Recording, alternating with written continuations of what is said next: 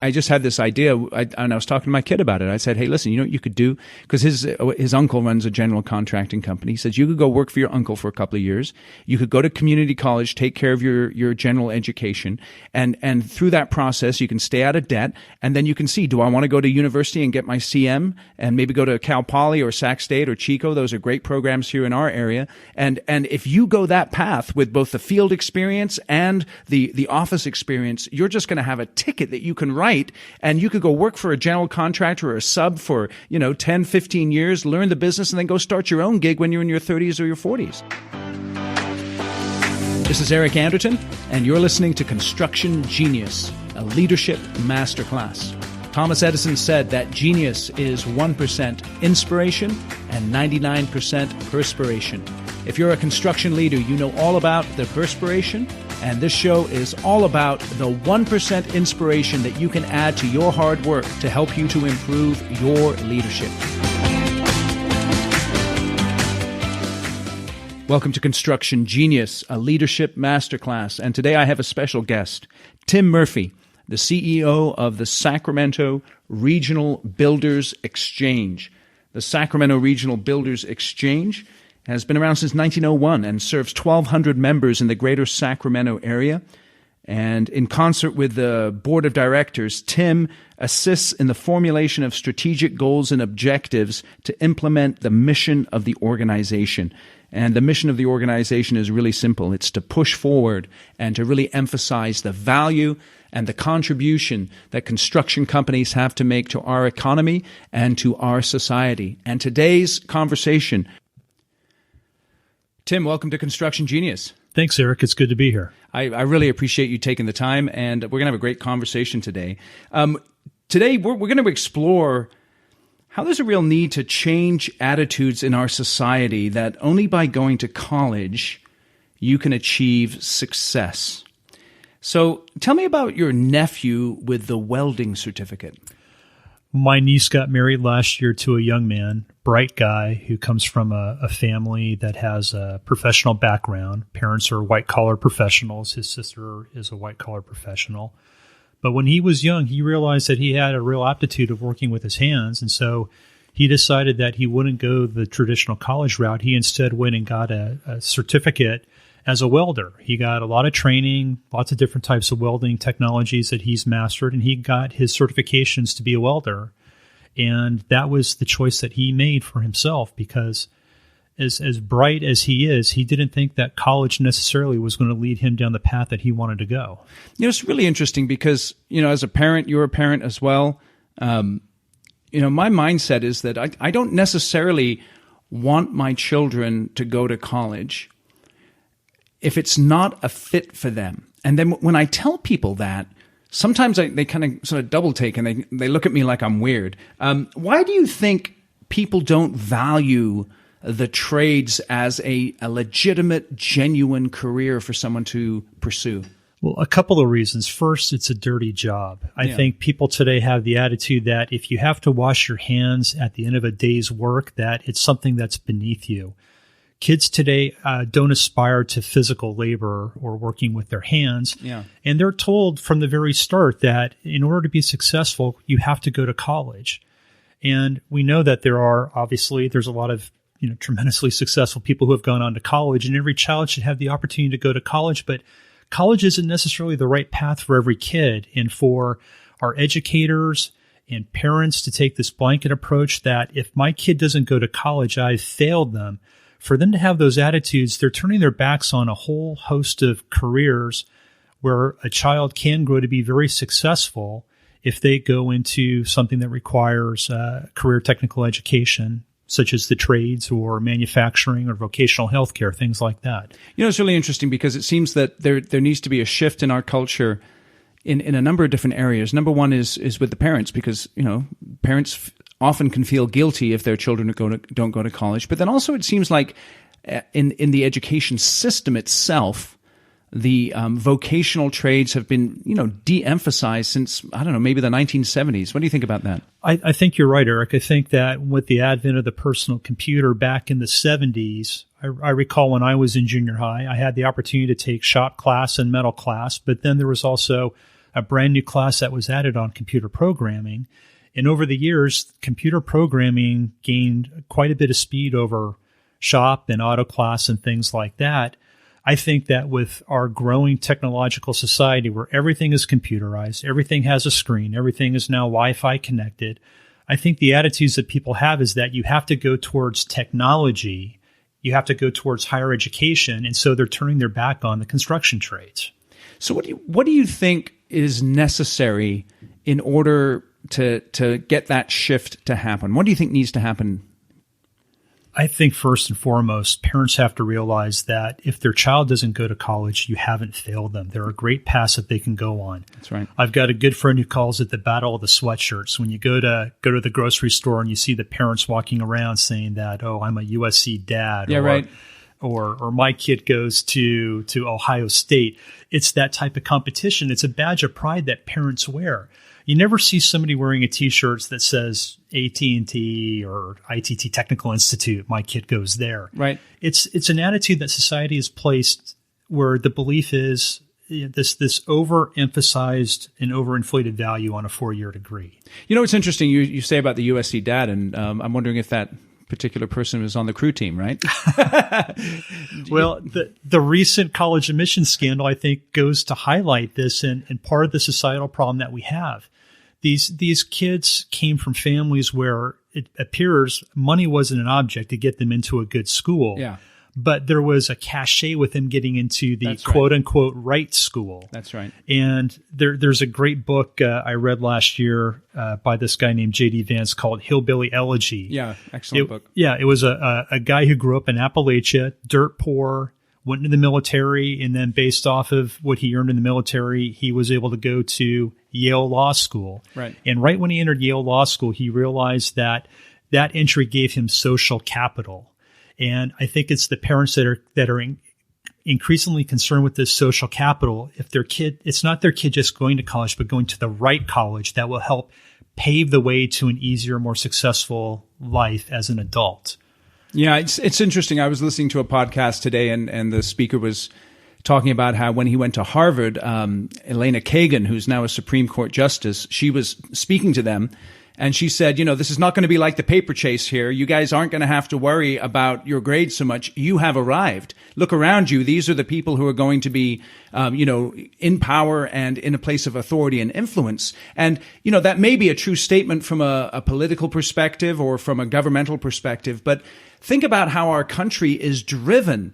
Not so much by our government still, but by the entrepreneurial forces that have made our nation what it is, and how construction is one of those wonderful opportunities for people to express that entrepreneurial spirit and entrepreneurial urge. Absolutely. You know, if there are many stories about successful college dropouts in Silicon Valley who have gone on to create some of the major companies that are out there. You know, Steve Jobs dropped out to create Apple. Mark Zuckerberg dropped out to create Facebook. Why don't we hold people who might be going down the college path and realize this isn't what I want, and they go and they start construction companies? Why don't we hold them in the same kind of esteem? I think it comes back to the attitude that if you have to wash your hands at the end of the day, it's a dirty job and it's beneath you. And, you know, it's interesting you say that because a couple of clients that I work with, I've worked with them for years. These guys, they started their business out of a truck with their bags on over 25 years ago, and they now have a thriving, booming construction company that employs over 400 people, has a massive regional impact. And neither of these guys went to college, but they're super smart, they're super sharp, they've had a huge positive impact because of their commitment to the construction trade. Well, I'd laugh and say that you can just look to the fact that I have a college degree, and knowing what my academic standing was in college, you know, it's a college degree is just something that you hang on a wall these days. It's not an indicator about how smart or hardworking or committed somebody is to their own personal success. I think that that kids who decide to forge their own path, and let's face it, these days, the cost of a college degree, it's regrettable that a young person who might want to go and start their own construction business would have a hard time securing a $20,000 loan to get the capital to get them started, but a bank will loan them $200,000 to get a 4-year degree. There's a wrong message there. And so it's so interesting too, because if you think about, I think about my kids, and again, I think some of them are definitely candidates for college, but perhaps others aren't. And you can graduate from high school when you're 18. You can go to a trade school, or you can get an apprenticeship. 20, 21, 22 years old, you could be making $60,000, $70,000 a year.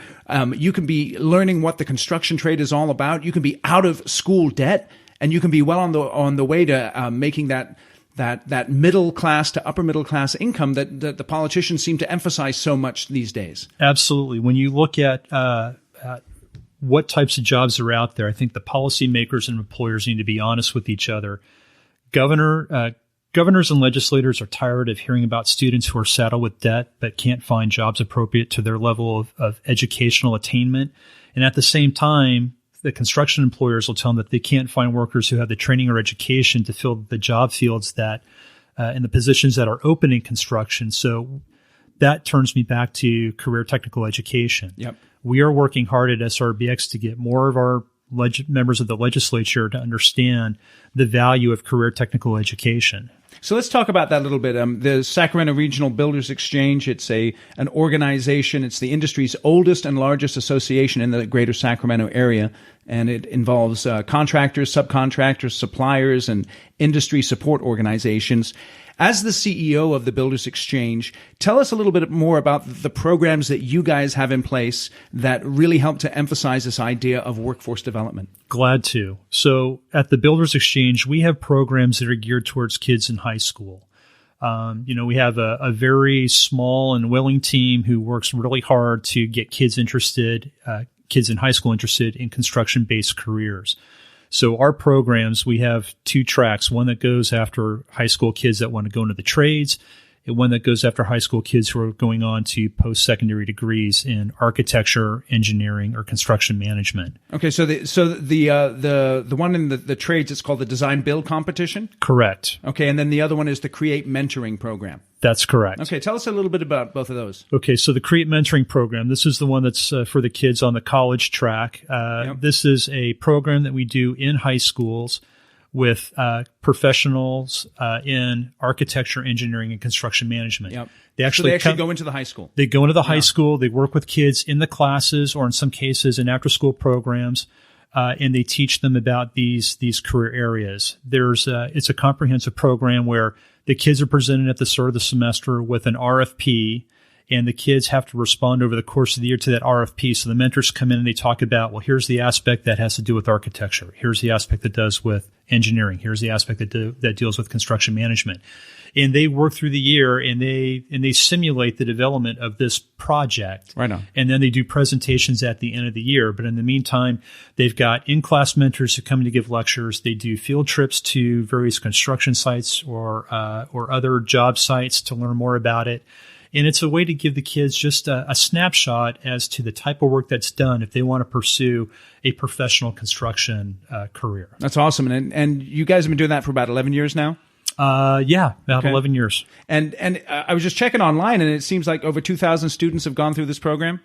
We've had over 2,000 kids go through the program, and right now we're working with our committee that handles Create. We're looking to make some tweaks to the program to bring it up to a level that is more reflective of how it is to do business and construction today. Yeah, that's excellent. Trying to take a little of the theory out and put more of the practical application into it. So if these kids, if they really catch fire and really glom onto these opportunities, then they're already trained in the mindset of what's needed as they go into these professional careers. That's awesome. So that's kind of the office perspective, but then from the field perspective, you have this design build competition. Right. And we've been doing design build for more than 30 years. Awesome. We have over almost 30 high schools participating this year. We've got our design build taking place on May 1st and 2nd at Casunas River College. This is where we bring together high school construction teams. And right. These kids come together early in the year, and they design a 96 square foot structure. That design gets approved by an architect volunteer within our organization. And then they all come together using donated materials at our design build competition. And over the course of 2 days, they build that structure. And at the competition, they're judged on their design, they're judged on their craftsmanship, they're judged on teamwork, and they're judged on safety. That's excellent. And awards are given to the teams that excel in those areas. All right, so they've got to plan it right, they got to build it right, and they got to do it safely. Then, huh? Exactly. That's beautiful. You know, it's interesting. It's funny. I went to one of my most terrifying places. I went to IKEA this past week, and I bought two beds for my oldest sons, and one of my sons, he's just. I tell you, I was telling my wife, I said, man, I got to get him to help me to build the bed. And so I was away during the weekend, and he actually built his own bed by himself. And he was so delighted. He was, he's 13, and he came to, Papa, I built this bed all by myself. And he really got a kick out of it. And that it was interesting because I took the time to say, now listen, man, this is something that this delight that you have in building, you could take this and you could build a career, you could build a whole business off of it if you go into construction, because there's so many opportunities as far as that's concerned. Well, get him to us when he's in high school, because the way that SRBX programs work, we focus on getting them sparked on the interest in construction or the construction-related field. Once they've gone through our programs, we then hand them off, and we can hand them off to the community colleges to go after certification. We do scholarships to help them go on to college if they're going to pursue a 4-year degree, or we can lead them to the trades to go into an apprenticeship program based on where their interest lies. So that's key, right? So let's go back to that scholarship, because you guys have given out over $140,000 in scholarship through the Create mentoring program over the years. Is that right? Through Create, yes, but with SRBX itself, I believe the amount that we've given out in scholarships exceeds $500,000. Oh, really? Yes. That's beautiful. So that's for kids who are pursuing careers in the trades and kids who are pursuing college degrees. And it's so interesting because, I know as a dad too, you get a little caught up in sports and stuff like that. But, I look at my kids and I think, I don't have any D1 athletes. But one thing I know is that if they have an interest in construction companies are so desperate. 75% of construction companies are looking for help both in the field and the office. They're so desperate that they're willing to commit time and energy and resources to talented young people. It's a really great opportunity. Well, they're forced to, as career technical education programs like shop class and metal class, they're making a comeback, but far too slowly to meet the needs of our industry. But kids who have the drive and are willing to do this kind of work, the companies will hire them and train them on the job. Ideally, the kids will have some experience and maybe even take some courses at community college to help get them that certificate or those classes to get them a little bit further on. But companies will grab them up now because the need is so great. Yeah, it's interesting. I just had this idea, and I was talking to my kid about it. I said, hey, listen, you know what you could do? Because his uncle runs a general contracting company. He says, you could go work for your uncle for a couple of years. You could go to community college, take care of your general education.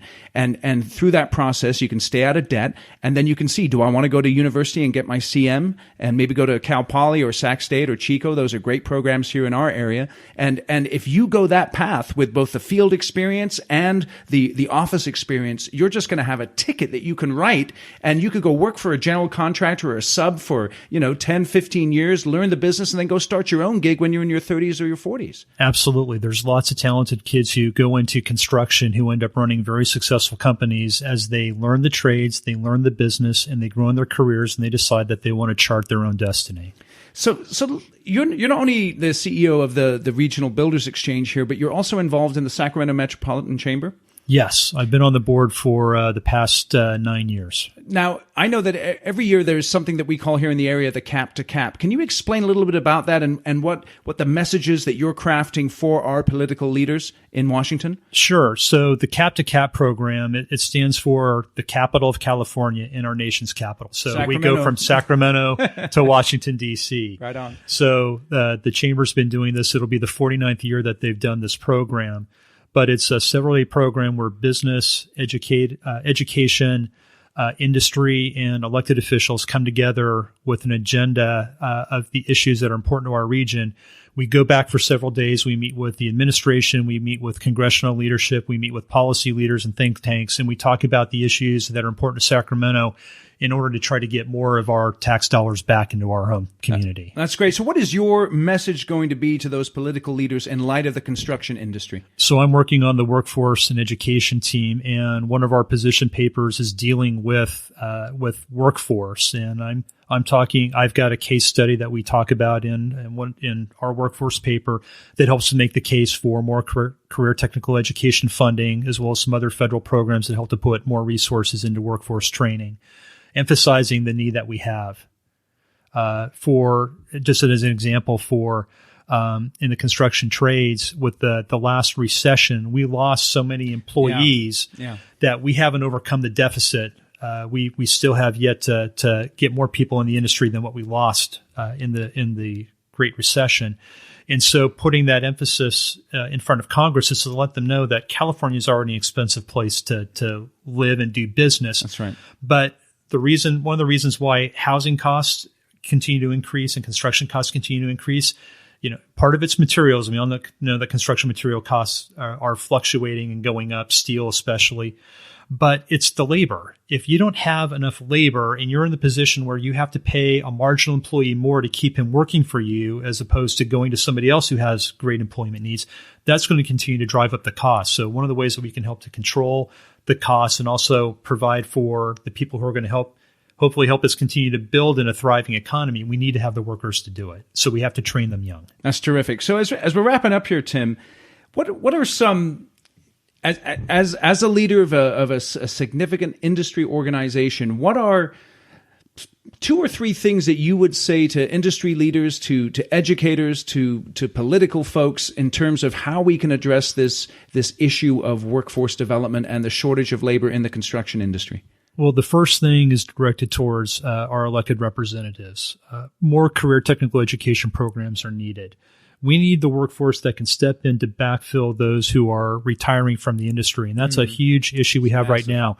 For every 5 journeymen that are retiring, there's only 1 apprentice that's entering into the field. So you can see where we're going to be in a couple of years with the average age of a construction worker in the low 50s, I think the upper 40s right now. Yeah. We're not too far off from seeing a major deficit in our workforce. And so we need to get these kids interested at a young age. We need to give them the training in high school to go into these careers, because the kids that don't go on to college for whatever reason, we need to provide them with an alternative that's going to provide them with employment readiness.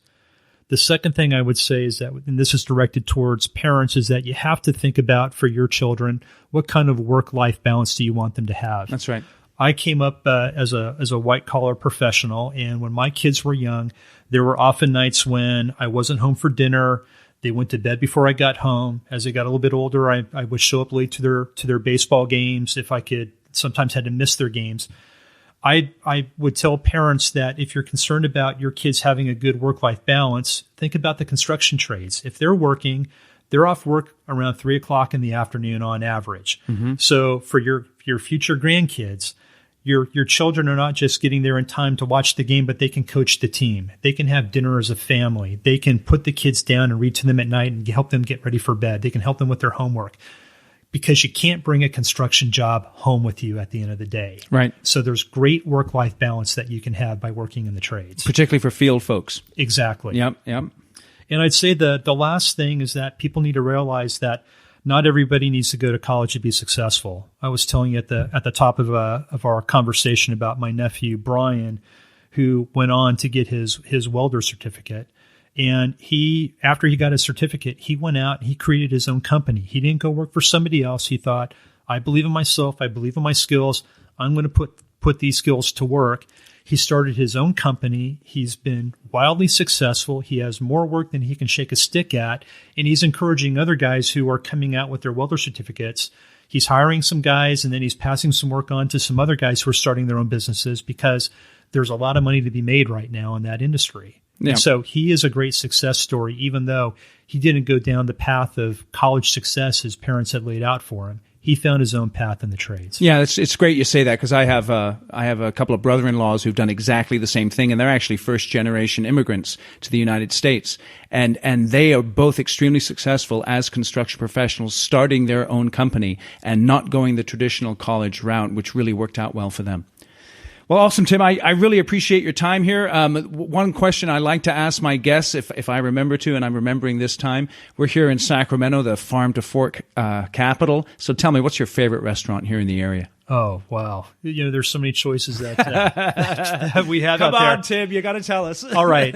Mulvaney's B&L is always a favorite. The food is fantastic, and not only that, but Patrick and Bob and Mulvaney, the proprietors, they're great community partners. They've done a lot for Sacramento, including the St. Baldrick's, for which I recently shaved my head. Beautiful. So That's awesome. awesome. Go to Mulvaney's B&L. It's funny you say that, because we had actually the Builders Exchange had a great event there earlier this year, and I was blown away by the food. I thought it was really good. I was pleasantly surprised, because it was a large group, and they did an awesome job catering there. They are fantastic. Awesome. Well, I really appreciate your time, Tim, and all the best to you with your endeavors. Thanks, Eric.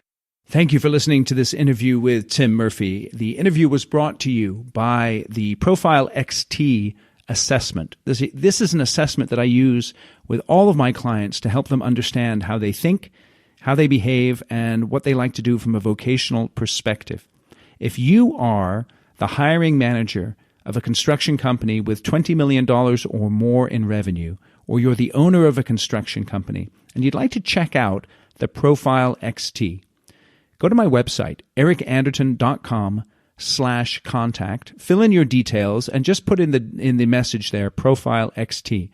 And I'll contact you, and we can talk about you taking the assessment so that you can see how powerful it is in light of helping you to understand how you think, how you behave, and what you like to do. Because those things are absolutely critical if you're going to be successful in developing the workforce in your own organization. So again, go to my website, ericanderton.com/contact, put in the message there, Profile XT. I'll get in touch with you, and we can have a chat about the assessment that I use and how it could benefit your organization.